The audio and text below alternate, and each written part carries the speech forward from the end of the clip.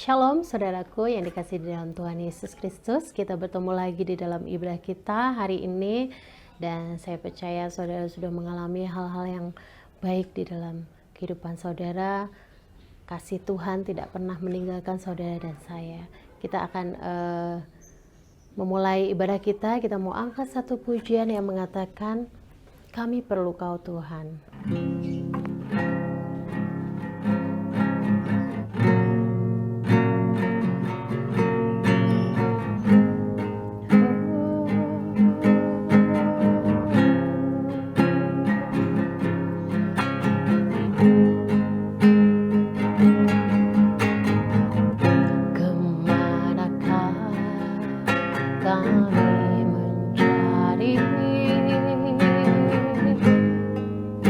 Kasih sejati, kemanakah kami berseru saat badai datang menderu, yang kami tahu hanya Kau yang mampu pulihkan segala sesuatu. Kami perlukan keajaiban-Mu, kami butuhkan sentuhan tangan-Mu, kami tak dapat jalan sendiri, kami perlu Kau Tuhan.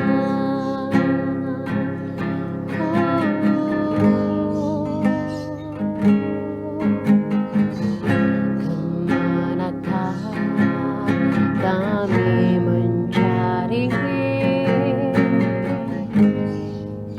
kasih sejati, kemanakah kami berseru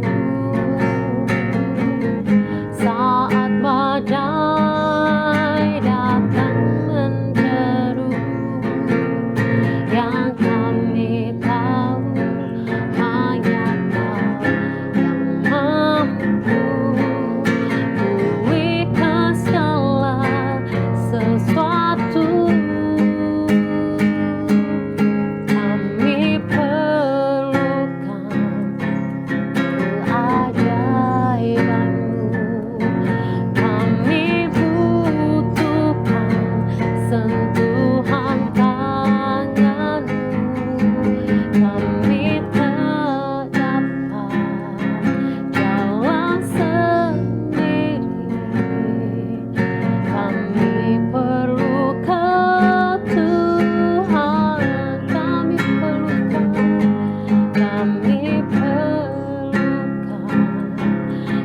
keajaiban-Mu, kami butuhkan sentuhan tangan-Mu, kami tak dapat jalan sendiri, kami perlu Kau Tuhan.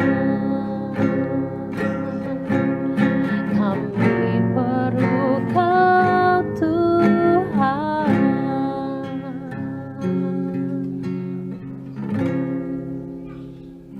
Oke, bersyukur Tuhan, seperti dalam pujian ini, kami perlu Kau Tuhan dalam setiap kehidupan kami. Kami perlu Tuhan untuk selalu menolong dan menopang kami Tuhan. Kami bersyukur kami diberkati dengan pujian ini. Biar di setiap kehidupan kami selanjutnya Tuhan, ada Tuhan yang selalu menopang dan menjaga kami. Untuk kami melalui hari-hari kami, untuk kami melewati banyak hal dalam kehidupan kami Tuhan. Ya percaya Tuhan tidak pernah meninggalkan kami. Terima kasih Tuhan Yesus, di dalam nama-Mu kami bersyukur. Amin. Kita akan bersukacita, kita mau memuji Tuhan yang mengatakan ada satu sobatku yang setia.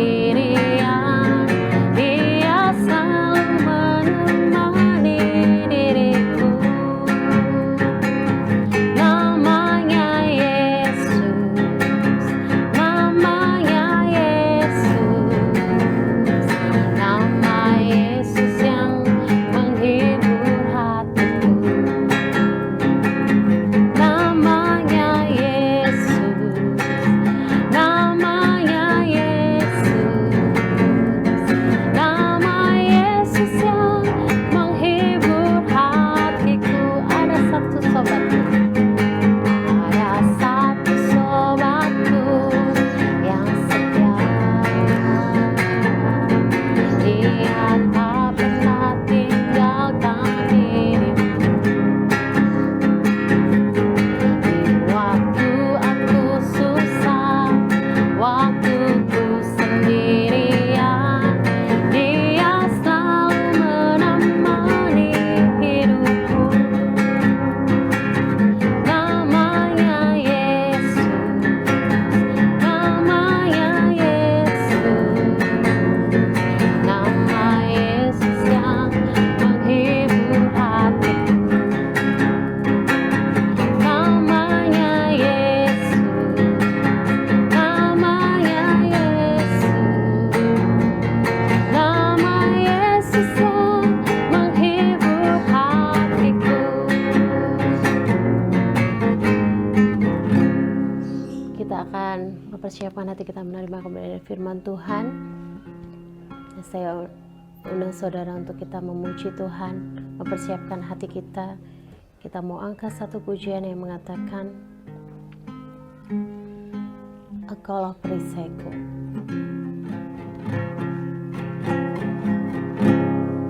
Engkaulah perisaiku. Saat badai hidup menerpaku, firman-Mu di dalamku.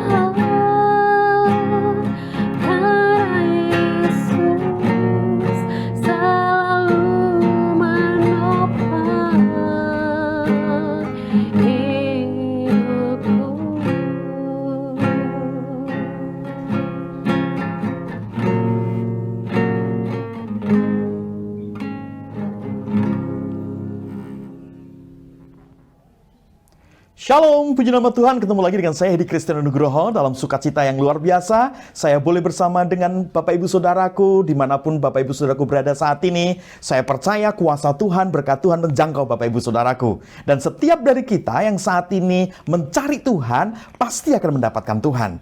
Bapak Ibu Saudaraku, kalau kita bicara tentang masalah Tuhan, pasti semua akan ada wajah yang bahagia. Karena pasti akan ada senyum yang lebar. Nah, Bapak Ibu Saudaraku, hari ini saya ingin belajar bersama-sama dengan Bapak Ibu Saudaraku. Kita akan dalami kebenaran firman Tuhan. Kita akan dalami bicara tentang lika-liku luka-luka hati. Nah, Bapak Ibu Saudaraku, apa yang menarik dari lika-liku luka-luka hati? Berarti kita akan bicara tentang kesembuhan batin. Hari ini mungkin Bapak Ibu Saudaraku ada yang sedang terluka karena perbuatan suami atau perbuatan istri yang mungkin Bapak Ibu Saudaraku mengalami permasalahan perselingkuhan, ketidaksetiaan pasangan hidup saudara, atau mungkin kau sedang punya pacar, kau ditinggal pacarmu, atau mungkin saat ini perkataan orang tuamu itu begitu menyakitkan hatimu, atau mungkin kau dilukai oleh sahabatmu dengan perkataannya. Bapak Ibu Saudaraku, saya percaya bahwa kalau kita mendapatkan Tuhan Yesus Kristus, menerima Tuhan Yesus Kristus, menerima kasih yang terbesarnya, saudara bisa mengerti bagaimana mengalami lika-liku luka-luka hati ini menjadi sesuatu yang menarik untuk kita jalani. Tidak kita hindari, tapi kita alami karena dari situlah karakter kita akan bertumbuh di dalam Tuhan Yesus Kristus. Mari Bapak Ibu Saudaraku, lebih jauh kita akan sebelum mendalami kebenaran firman Tuhan, kita sama-sama akan tunduk kepala dan berdoa. Bapa, di dalam nama Tuhan kami Yesus Kristus, kami mengucap syukur kalau saat ini kami boleh mendapatkan kekuatan, kesehatan, kebugaran. Dan kami percaya kalau sampai saat ini kami masih hidup, artinya bahwa rencana dan kehendak Tuhan harus terjadi dalam kehidupan kami, supaya kehidupan kami berkat dan kasih Tuhan sampai kepada banyak orang. Hari ini Tuhan, kami rindu untuk kami boleh belajar bersama-sama renungkan kebenaran firman-Mu, sehingga kami boleh menjadi pribadi-pribadi yang luar biasa, sehingga kami menghasilkan buah dan buah kami ini tetap dan buah kemuliaan Tuhan. Berkati hamba-Mu ini untuk menyampaikan isi hati-Mu, berkati siapapun yang melihat tayangan ini, dimanapun saat ini, supaya mereka boleh mendapatkan berkat dari kebenaran firman Tuhan. Terima kasih Tuhan Yesus, di dalam nama Yesus Kristus Tuhan kami berdoa. Haleluya, amin. Bapak Ibu Saudaraku, yang namanya lika-liku luka-luka hati begitu membuat banyak orang menjadi sedih, Bapak Ibu Saudaraku. Lika-liku luka-luka hati ini seringkali menjadi rasa yang merasakan, aduh betapa pedihnya perbuatan yang dilakukan oleh pasangan saya mungkin. Atau mungkin itu juga sahabat saya, teman saya, orang yang begitu dekat yang selama ini kita kasih. Kenapa mau melakukan perbuatan itu? Hatinya begitu terluka, Bapak Ibu Saudaraku. Tapi Bapak Ibu Saudaraku, ada satu hal yang menarik. Bapak Ibu Saudaraku, sebagai seorang advokat pengacara, saya selalu isi hari-hari saya dengan memuji dan menyembah Tuhan. Dan saya paling suka sekali ketika ada pujian, Kau Tuhan adalah Bapakku. Saya suka lagu ini, ekspresi ungkapan hati saya. Karena pribadi Yesus yang paling mengerti isi hati saya. Bapak Ibu Saudaraku, ketika perlakuan orang lain dalam hati saya membuat hati saya terluka, Bapak Ibu Saudaraku, saya berkata, Tuhan, hanya Engkau yang tahu isi hatiku. Aku belajar untuk mengasihi. Nah Bapak Ibu Saudaraku, kita akan sama-sama buka Alkitab kita. Kita buka tentang perumpamaan anak yang hilang. Menarik ini, selalu kita dalami, selalu kita perhatikan di sini ada karakter Bapa yang begitu luar biasa. Dalam Lukas 15 ayatnya yang ke-18 sampai dengan ayatnya yang ke-24. Sekali lagi, kita buka Alkitab kita. Dalam Lukas 15 ayatnya 18 sampai dengan ayatnya yang ke-24. Saya ingin bacakan buat Bapak Ibu Saudaraku, firman Tuhan berkata demikian. Aku akan bangkit dan pergi kepada Bapakku dan berkata kepadanya, Bapa, aku telah berdosa terhadap sorga dan terhadap Bapa. Aku tidak layak lagi disebut anak Bapa. Jadikanlah aku sebagai salah seorang upahan Bapa. Maka bangkitlah ia dan pergi kepada bapaknya. Ketika ia masih jauh, ayahnya telah melihatnya. Lalu tergeraklah hatinya oleh belas kasihan. Ayahnya itu berlari mendapatkan dia, lalu merangkul dan mencium dia. Kata anak itu kepadanya, Bapa, aku telah berdosa terhadap sorga dan terhadap Bapa. Aku tidak layak lagi disebut anak bapa. Tetapi ayah itu berkata kepada hamba-hambanya, lekaslah bawa kemari jubah yang terbaik, pakaikanlah itu kepadanya, dan kenakanlah cincin pada jarinya, dan sepatu pada kakinya. Dan ambillah anak lembu tambun itu, sembelihlah dia, dan marilah kita makan dan bersukacita. Ayat yang ke-24, sebab anakku ini telah mati dan menjadi hidup kembali. Ia telah hilang dan didapat kembali. Maka mulailah mereka bersukaria. Puji nama Tuhan, diberkatilah kita yang mendengarkan firman Tuhan, yang menyimpan dalam hati dan yang melaksanakannya. Bapak Ibu Saudaraku yang dikasihi oleh Tuhan Yesus Kristus, ini menarik sekali perikop ini. Tidak habis-habisnya kita selalu setiap kali membahas tentang masalah perumpamaan anak yang hilang ini, selalu ada hal yang dibukakan Tuhan. Saya rindu kita akan melihat sudut pandang Tuhan terhadap kita. Bapak Ibu Saudaraku, berkali-kali Tuhan mendapati kita ini sering mengecewakan Tuhan. Saudara mungkin tidak taat dalam pujian penyembahan, tidak taat baca firman Tuhan, tidak pernah berdoa. Atau mungkin saudaraku menganggap, saya nggak mau yang rohani-rohani, saya mau menikmati yang dunia-dunia dulu, mumpung saya masih muda. Bapak Ibu Saudaraku perhatikan, seringkali perkataan saudara, tingkah laku saudara, melukai hatinya Tuhan. Saudaraku, kalau kita bicara tentang anak yang hilang, itu gua banget. Itu kita sekali, saudaraku. Kenapa? Itu manusia yang saat ini kerjakan. Seringkali kita menghabiskan waktu kita hanya untuk kepuasan kita. Kalau di anak yang hilang ini menceritakan tentang bagaimana dia sudah menghabiskan harta bapaknya. Dia sudah melakukan hal yang sangat berdosa. Kalau kita lihat bagaimana anak yang hilang ini menghambur-hamburkan seluruh uang yang dimilikinya, kekayaannya untuk berbuat dosa. Berarti saudaraku, untuk berbuat dosa itu bayar, saudaraku. Saudaraku, berbuat dosa pasti saudara akan membayar, saudaraku. Saudara selingkuh tentunya saudara akan mengeluarkan uang kan? Untuk kemudian saudara mengeluarkan uang untuk selingkuh dengan orang lain. Saudaraku, mohon maaf saudaraku, hari-hari ini ada orang yang tidak bertanggung jawab dengan keluarganya. Dia rela membayar uang hanya memuaskan nafsu kedagingannya. Padahal Bapak Ibu Saudaraku, keluarga-keluarga hari-hari ini butuh uang untuk belajar, untuk terus mempertahankan kehidupan. Sementara hanya dihabiskan untuk memburu nafsunya saja. Bapak Ibu Saudaraku, mari saya ingin ajak Bapak Ibu Saudaraku untuk mari kita lihat bagaimana cara pandang surga, bagaimana karakter Bapa ini luar biasa. Kalau sudah tadi baca di sini, Tuhan tidak peduli bagaimana kehidupan yang sudah dilakukan oleh anaknya yang hilang. Dosa yang begitu banyak di mata Tuhan, tidak ada yang tidak bisa diampuni. Tuhan tidak pernah melihat masa lalu saudara. Tuhan senantiasa selalu ingin melihat masa depan saudara. Yang luar biasa saudaraku, Tuhan tidak hanya tahu masa depan saudara, tapi Tuhan sudah ada di masa depan saudara. Sehingga surga memandang saudara begitu amat sangat berarti. Jangan sia-siakan hidupmu saudara.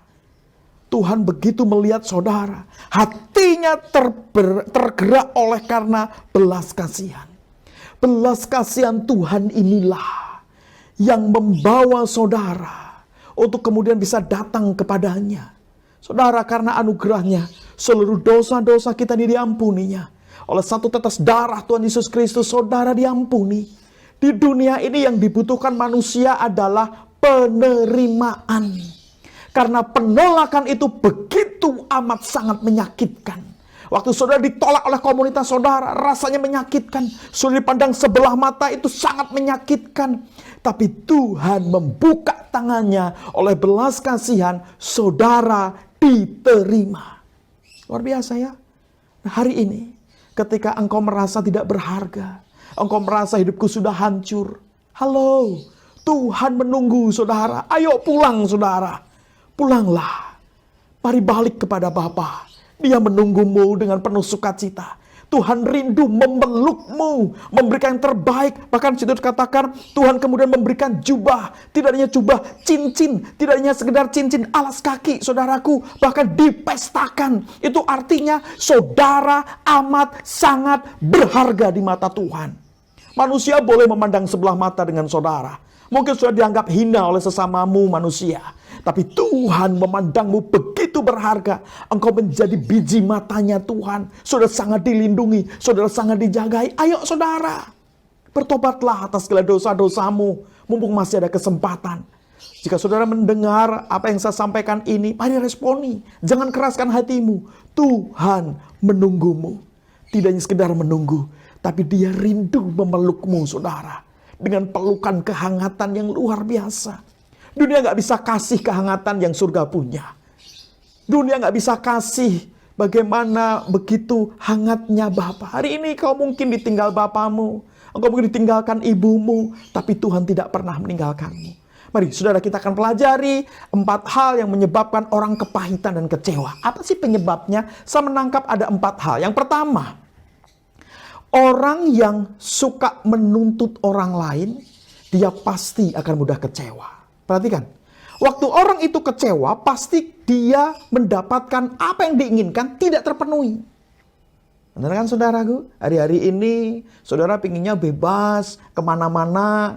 Pinginnya saudaraku nggak ada PPKM begitu ya, saudaraku. Seolah saudara terkungkung begitu ya. Saudara mulai menuntut. Karena keinginan saudara itulah, waktu keinginan itu tidak dipenuhi, saudara menjadi kecewa. Itu baru tuntutan. Bagaimana dengan tuntutanmu terhadap suamimu, terhadap istrimu, terhadap anakmu?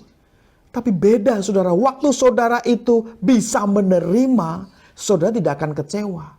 Karena yang pertama Bapak Ibu Saudaraku, yang penyebab lika-liku luka-luka hati yang pertama adalah karena banyak menuntut. Ketika banyak menuntut, maka saudara akan kecewa. Ketika saudara kecewa, saudara akan kepahitan. Nah ini Bapak Ibu Saudaraku, jadi belajarlah untuk memahami. Nah Bapak Ibu Saudaraku, yang pertama karena banyak menuntut. Saudara menuntut orang lain, saudara akan kecewa saudaraku. Kekecewaan itu akar kepahitan. Kalau orang yang sudah mulai kecewa, perkataannya pasti negatif. Istri yang sudah berusaha untuk berbaik-baik, begitu saudara tetap pandang dia salah terus. Suami yang sudah berjuang bekerja menjadi pejuang kehidupan untuk memenuhi keluarga, saudara pandang karena sudah menuntut untuk dibelikan ini itu nggak terpenuhi, saudara kemudian menuntut, kecewa dengan suami. Mulai ada rasa membanding-bandingkan, kenapa ya kok suamiku begini. Halo saudaraku, berilah, maka engkau tidak akan kecewa. Bersyukurlah, karena sampai dengan saat ini kita masih diberikan kesempatan untuk mengasihi orang-orang sekeliling kita. Jangan menuntut supaya saudara tidak kecewa. Sekali lagi, kekecewaan itu adalah akar dari kepahitan. Sekali lagi saudaraku, yang pertama banyak menuntut. Yang kedua Bapak Ibu Saudaraku, apa nih lika-liku luka hati ini penyebabnya? Yang kedua adalah mengalami penolakan saudara. Ternyata rupanya penolakan ini menjadi sesuatu yang menakutkan. Orang rela untuk kemudian berubah gaya hidupnya supaya bisa diterima di komunitasnya. Saudaraku, Tuhan tidak mau untuk saudara neko-neko. Apa adanya. Jadi orang yang apa adanya. Itulah kenapa pada waktu peristiwa salib tangan Tuhan itu terbuka. Karena Tuhan menerima saudara. Penolakan itu bisa jadi begini. Waktu mungkin engkau ingin menerima anak yang pinginnya laki-laki, ternyata keluarnya perempuan. Saudara bilang, aduh kenapa sih perempuan lagi? Kok nggak laki-laki? Atau mungkin saudara ingin menerima anak perempuan, tapi keluarnya laki-laki. Kok nggak perempuan? Saudaraku, saudara pinginnya mendapatkan sesuatu yang baik. Tapi ketika sudah mendapatkannya, sudah nggak bisa menerima dan saudara menolak. Atau saudara sudah melakukan pekerjaan yang begitu baik, tapi ternyata pekerjaan saudara tidak dihargai, ditolak. Saudaraku, rasanya begitu menyakitkan. Waktu kita mengalami penolakan. Bapak Ibu Saudaraku perhatikan. Penolakan ini menyebabkan hati ini bisa ambiar saudaraku. Kalau di Jawa itu ada komunitas gitu ya. Yang bicara tentang masalah komunitas ambiar begitu. Yang mereka suka lagu-lagu yang melo begitu ya. Nah ambiar itu menjadi sesuatu yang remuk redam. Ketika cintanya ditolak. Aduh menyakitkan sekali saudaraku. Halo. Hidupmu gak berakhir kok ketika kamu ditolak. Kamu masih tetap hidup kok ketika kamu ditolak. Tapi justru orang-orang yang punya semangat luar biasa. Yang mempunyai kerinduan untuk terus berjuang. Dia gak peduli. Orang bisa menolak seperti apapun. Yang penting aku tidak ditolak oleh Tuhan. Itu luar biasa. Yang ketiga Bapak Ibu Saudaraku. Ketika kita ini mempertahankan hak. Aku gak bisa mengampuni kamu. Kamu sudah melukai hatiku. Sudah mempertahankan hak untuk tidak mengampuni, saudaraku. Itu menyakitkan. Penyebab lika-liku luka-luka hati. Saudara ingin supaya orang itu juga menderita. Seperti yang saudara rasakan menderita. Ada rasa balas dendam, saudaraku. Ini yang ketiga, penyebab lika-liku luka-luka hati. Mempertahankan hak yang salah. Jangan harap aku mengampuni kamu karena kamu sudah melukai hatiku. Sering terjadi Bapak Ibu Saudaraku. Ada rasa ingin membalas begitu ya. Itu menyebabkan luka-luka hati yang semakin dalam. Dan yang terakhir, yang keempat Bapak Ibu Saudaraku, penyebab lika-liku luka-luka hati adalah rumus iblis. Apa itu rumus iblis? Harga diri adalah penampilan plus apa kata orang. Rumus iblis ini adalah harga diri kita berdasarkan penampilan kita dan apa kata orang. Jangan gunakan itu Bapak Ibu Saudaraku. Karena kalau saudara mendasarkan penampilan saudara dan harga diri saudara itu karena penampilan dan apa kata orang, orang lain tidak pernah puas. Waktu saudara pakai pakaian yang baik menurut saudara, ternyata kok ada hal yang kurang menurut orang lain. Itu kurang begini, warnanya kurang begini, begitu. Saudaraku, manusia mencoba ingin melakukan yang terbaik. Tapi yang namanya manusia kendel alok, delok kendel alok. Artinya bahwa apapun yang saudara inginkan supaya orang lain itu senang, belum tentu orang itu menjadi senang, saudaraku. Itulah makanya rumus iblis ini seringkali banyak dipakai. Orang-orang yang menggunakan rumus iblis bahwa harga dirinya berdasarkan penampilan apa kata orang. Saudaraku, perhatikan baik-baik. Seringkali ketika kita mencoba menjaga penampilan kita agar tetap kelihatan baik begitu ya, kita menjadi orang-orang yang munafik. Ngeri saudaraku, kita tidak menjadi orang apa adanya. Harga diri kita itu mahal, yaitu darah Yesus Kristus. Orang mau bilang seperti apapun tentang saudara, orang merendahkan saudara, saudara tidak menjadi rendah karena direndahkan oleh orang lain. Tapi saudara memiliki harga diri yang tinggi, yaitu darah Tuhan Yesus Kristus. Nah sekarang, bagaimana kita sembuh dari lika-liku luka-luka hati ini? Saudaraku, yang pertama, saya ingin sampaikan di sini berdasarkan perikop yang tadi kita pelajari tentang bagaimana Bapa menerima anaknya yang hilang, yang sudah sangat berbuat dosa, yang sudah benar-benar menghabis-habiskan harta. Harusnya Bapa ini bisa menuntut balik atas perbuatan anaknya, atau mungkin mensyukurkan, atau bahkan mungkin membuang anak itu. Sangat mungkin. Tapi Tuhan tidak lakukan itu.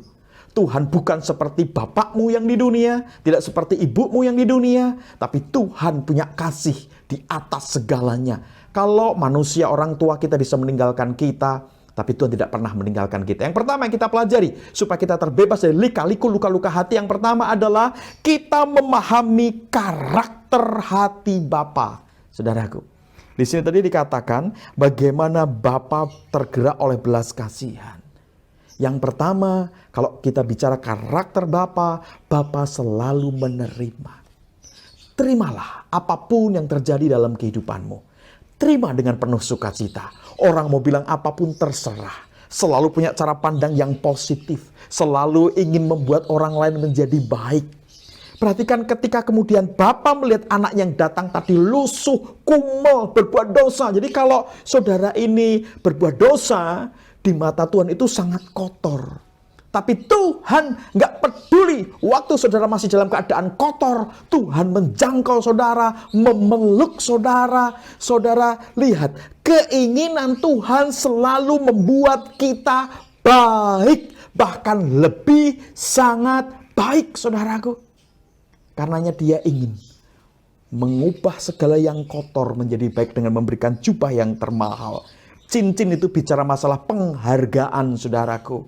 Bahkan dipestakan, ada harga yang dikeluarkan Tuhan. Dan itu lunas dibayar, yaitu dengan darah Yesus ketika di kayu salib.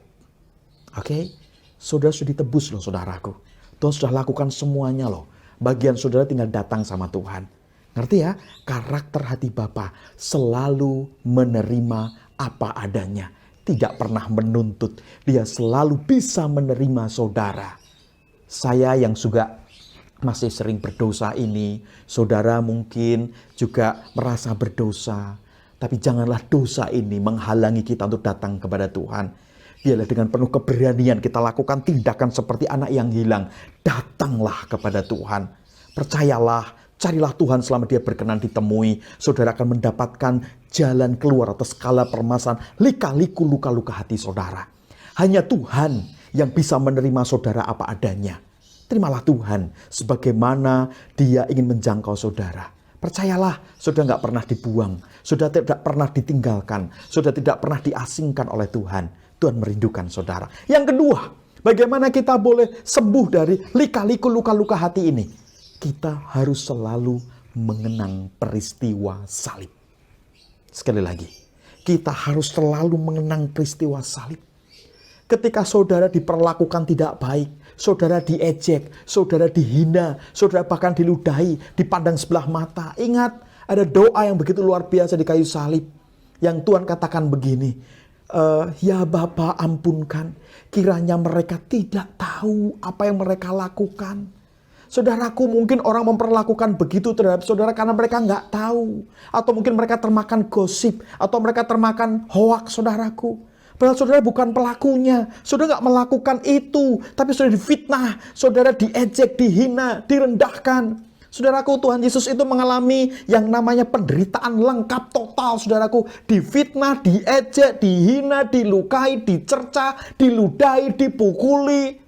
Semua yang buruk-buruk yang kau bisa sebutkan tentang bagaimana perlakuan manusia terhadapmu, Tuhan Yesus pernah menerimanya. Tuhan Yesus pernah mengalaminya. Tuhan Yesus pernah menderita. Semuanya. Tuhan Yesus adalah Tuhan yang pernah jadi manusia. Jadi kalau saudara mengeluh, mengadu, saudara mungkin merasakan sambat, ya hanya kepada Tuhan. Jangan pernah sambat kepada manusia. Ingat peristiwa salib itu yang membebaskan saudara dari segala lika-liku luka-luka hati. Ada pengampunan dalam salib itu. Salib itulah bukti pengampunan yang sejati, saudaraku. Harganya sudah lunas dibayar dengan darah Yesus. Itulah kenapa salib itu adalah bentangan tangan Tuhan, menerima apa adanya.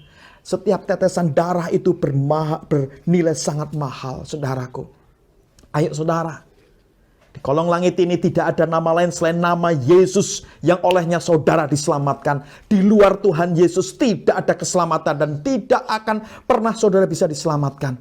Karena hanya di dalam nama Tuhan Yesus Kristus, saudara diampuni dosa saudara. Hanya Tuhan yang berani bilang bahwa dosamu sudah diampuni. Dan Tuhan Yesus berkali-kali ketemu dengan manusia waktu dia masih hidup. Dan dia katakan dosamu sudah diampuni. Kuasa mengampuni dosa hanya ada di dalam pribadi Tuhan Yesus Kristus. Bapa itu memelihara, Roh Kudus itu menghibur.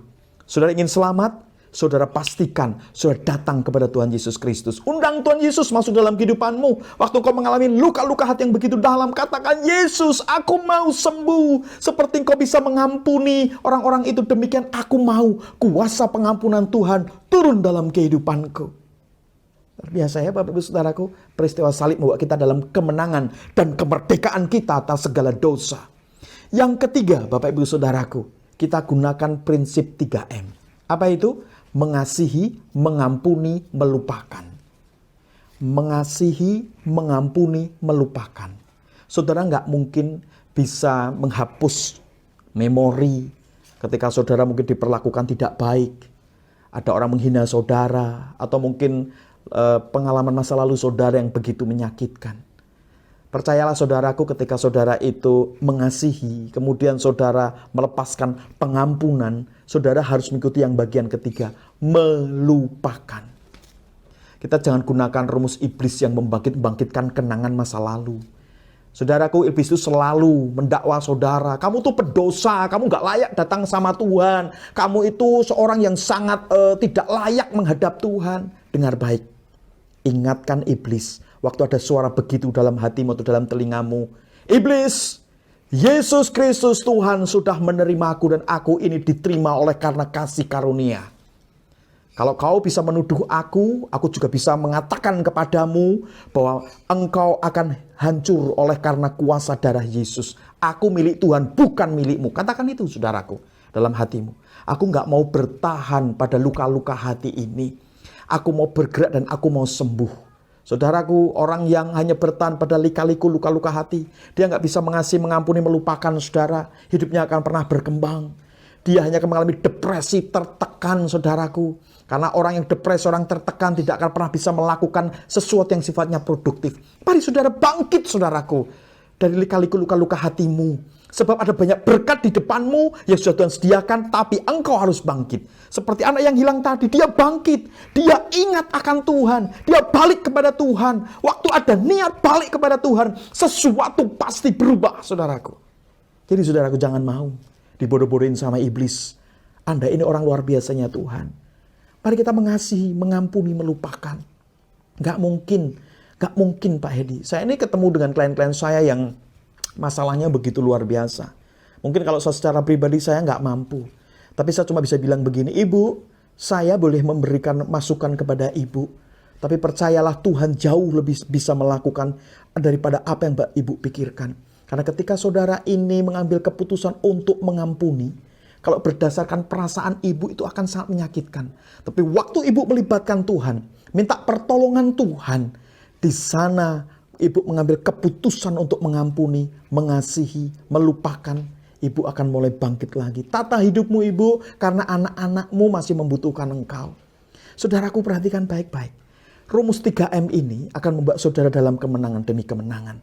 Yang terakhir, Bapak Ibu Saudaraku, kita akan belajar bahwa yang namanya rasanya sakit hati, rasanya remuk hati, kita anggap sebagai sekolah bersama dengan Tuhan. Saudaraku, kalau setiap kali kita ini sekolah pasti akan ada ujiannya. Dan ujian tadi membawa kita menjadi melihat apakah kita lulus atau tidak. Mungkin itu sebagai ujian kesabaran kita. Mungkin itu sebagai ujian bagaimana kita menahan diri, saudaraku. Kita tidak emosional. Saudaraku, hari ini Tuhan bisa bawa banyak orang akan dekat dengan saudara.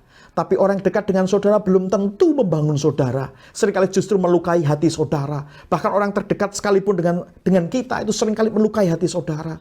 Tapi percayalah saudara, bahwa ketika saudara mengalami luka-luka hati, respon saudara, bagaimana saudara meresponi itu yang akan dipandang Tuhan menjadi hal yang menarik. Apakah saudara kemudian menjadi mengeluh? Apakah saudara kemudian memilih untuk tetap bertahan pada sakit hati saudara? Maka saudara tidak akan mendapatkan apa-apa. Waktu saudara ini sekolah, University of Life bahasa saya ya, yang menjadi rektornya itu adalah Bapa di sorga, yang menjadi dekannya adalah Tuhan Yesus, yang menjadi pengajarnya adalah Roh Kudus. Sudah kita belajar tentang kehidupan ini, bagaimana mengasihi. Saudaraku, kalau kita buka dalam 1 Korintus 13, di sana dikatakan bagaimana kasih itu sabar menanggung segala sesuatu. Saudaraku, kasih itu lemah lembut, menguasaan diri, saudaraku. Saudaraku, kalau kita bicara tentang masalah kasih, kata pertama dibuka dengan kata sabar dan ditutup juga dengan kata sabar. Karenanya Bapak Ibu Saudaraku, hari ini resep untuk saudara bisa lulus dalam sekolah kehidupan ini, saudara harus benar-benar kuasai materinya. Apa itu? Kasih. Kasihlah Tuhan Allahmu dengan segenap hatimu, dan dengan segenap jiwamu, dan dengan segenap akal budimu. Dan saudara, Tuhan mau, saudara tidak hanya sekedar mengasihi Tuhan, tapi juga kasihlah sesama manusia seperti dirimu sendiri. Saudaraku, kalau saudara bisa merasakan bagaimana saudara mengasihi diri saudara, maka saudara bisa mengasihi orang lain. Saudara, waktu kuku saudara ini mungkin sakit, ada kuku yang nunjem atau mungkin mengenai daging saudara, sakitnya minta ampun. Saudara bisa kemudian merawat tangan saudara. Demikian kasih itu. Kalau saudara nggak ingin terluka seperti ini, jangan membuat orang lain menjadi terluka, saudaraku. Perkataan saudara penuh dengan kasih, sikap saudara penuh dengan kasih, ada kepedulian saudara. Saudaraku, kalau orang lain mau menanggapi atau tidak itu urusan dia. Saudaraku, orang lain mungkin bersikap menyakiti hati saudaraku, tergantung dari saudara. Yang di luar ini hanya pemicu. Tapi keputusan hati saudara untuk kemudian benci, dengki, dendam, atau memilih untuk mengasihi, mengampuni, melupakan, itu keputusan hati saudara. Di luar itu pemicu, saudaraku. Jadi, jangan salahkan orang lain. Introspeksi hati kita sendiri. Kita mau memilih apa? Mau memilih tetap lika-liku luka-luka hati, atau kita mau sembuh dari setiap luka-luka hati kita? Saudaraku, Alkitab bicara bahwa hati yang hancur dan remuk tidak dipandang hina oleh Tuhan. Waktu kemudian saudaraku, engkau datang kepada Tuhan ketika hatimu remuk dan hatimu hancur. Engkau mendapat perlakuan dari suamimu atau dari istrimu, atau mungkin sesuatu dari orang tua menyakitkan. Tapi kau lari kepada Tuhan dan kau berkata, ku bawa korban syukur ke tempat kudus-Mu Tuhan. Hatiku limpah dengan syukur sebab Tuhan baik. Artinya ketika kita membawa korban syukur, ada sesuatu hati kita yang sedang hancur dan remuk, tapi kita datang kepada Tuhan, menyembah Tuhan, memuliakan Tuhan. Rasanya beda, saudara. Waktu kita kemudian merasakan hati yang hancur dan remuk, tapi kita menyembah dan mengangkat tangan kita kepada Tuhan. Tuhan, hanya Engkaulah kekuatanku, Engkau tempat perlindunganku. Ajarilah kami ini saling mengasihi. Ajarilah kami ini saling mengampuni. Ajarilah kami ini kasih-Mu, ya Tuhan. Kasih-Mu kudus tiada batasnya.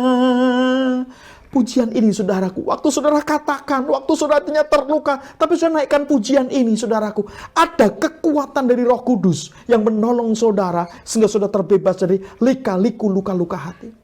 Hari ini saya mau katakan, Bapak Ibu Saudaraku, bahwa Tuhan menunggumu, Tuhan menantimu, Tuhan ingin bersama-sama dengan saudara duduk menangis bersama. Tuhan begitu peduli dengan lika-liku luka-luka hatimu. Percayalah, tangan Tuhan akan membebat hati saudara. Tuhan akan menyembuhkan luka-luka hati saudara. Mari saudara, engkau hanya membutuhkan satu pribadi, namanya Roh Kudus, yang akan memampukan kehidupan saudara. Ampuni siapapun yang telah melukai hati saudara. Mungkin hari ini kau diingatkan. Mungkin kau kembali terluka setiap kali mengingat seseorang itu. Doakan orang itu. Ampuni orang itu. Lepaskan pengampunan. Maka saudara akan mengalami kemerdekaan sesungguhnya di dalam Tuhan. Orang yang berbahagia adalah orang yang hatinya diliputi dengan sukacita. Jangan pernah izinkan duka cita ataupun luka-luka hati itu senantiasa ada dalam hati saudara. Mari saudaraku, bangkitlah. Larilah kepada Tuhan. Tuhan rindu memeluk saudara. Tuhan tidak pernah meninggalkan saudara. Tuhan rindu berdekatan dengan saudara. Hari ini saudara, sebagai seorang hamba Tuhan, saya ingatkan saudara bahwa selalu ada kasih Tuhan buat saudara. Sembuhlah dari luka-luka hatimu saudara, itu keputusanmu. Saya hanya mengingatkan saja. Mari kita sama-sama lari kepada Tuhan, kita berdoa supaya Tuhan menjaga hati kita, supaya hati kita ini penuh dengan cinta kasih. Sekali lagi Bapak Ibu Saudara, saya ingatkan, supaya saudara bisa sembuh dari lika-liku luka-luka hati, maka saudara harus memahami karakter hati Tuhan. Ingat peristiwa salib, ingat 3M tadi, mengasihi, mengampuni, melupakan. Dan yang terakhir adalah, jadikan setiap kali peristiwa yang menyebabkan hati saudara terluka sebagai sekolah Kristus. Bersama dengan Tuhan, engkau akan cakap menanggung segala perkara. Mari kita berdoa Bapak Ibu Saudaraku. Terima kasih Tuhan Yesus, kalau saat ini kami diingatkan kembali bahwa dalam kehidupan ini kami membutuhkan Tuhan. Tuhan, kami percaya Engkau menerima kami apa adanya. Engkau menunggu kami untuk kami berlari seperti anak yang hilang. Kami rindu mendapat dekapan kasih Tuhan. Kami rindu mendapatkan jubah yang baru, mendapatkan cincin, kasut, bahkan kami berpesta ria bersama dengan Tuhan Yesus Kristus. Karena kami bebas dari segala macam lika-liku luka-luka hati. Hari ini Tuhan kami berdoa, siapapun yang melihat tayangan ini yang sedang mengalami terluka oleh perlakuan daripada orang terdekat, siapapun itu Tuhan, Tuhan tolong. Mari Tuhan, hati yang hancur dan remuk tidak Kau pandang hina. Tuhan sanggup memulihkannya, Tuhan sanggup memberikan kekuatan yang baru. Mari Roh Kudus, Engkau hadir di setiap siapapun yang melihat tayangan ini, memberikan kemampuan. Karena kami percaya Tuhan, keputusan hati kami untuk mengampuni dengan pertolongan Roh Kudus akan mengubah kehidupan kami menjadi pribadi yang lebih luar biasa di dalam Tuhan. Terima kasih untuk kami boleh mengampuni Tuhan. Terima kasih untuk kami boleh mengasihi orang-orang telah melukai hati kami. Sebab kami percaya kami tidak punya hak untuk membalas, karena pembalasan adalah haknya Tuhan. Dan kami memilih untuk mengampuni seperti peristiwa salib yang terjadi. Tuhan Yesus mengampuni siapapun yang memperlakukan dia begitu tidak baik. Tuhan, kami mengucap syukur, kami boleh sharing firman ini. Biarlah memberkati setiap siapapun yang melihat tayangan ini. Kiranya damai sejahtera yang melampaui segenap akal budi memelihara hati dan pikiran kami tidak bercacat celah sampai kedatangan Tuhan Yesus kali yang kedua. Terima kasih Tuhan Yesus. Haleluya. Amin.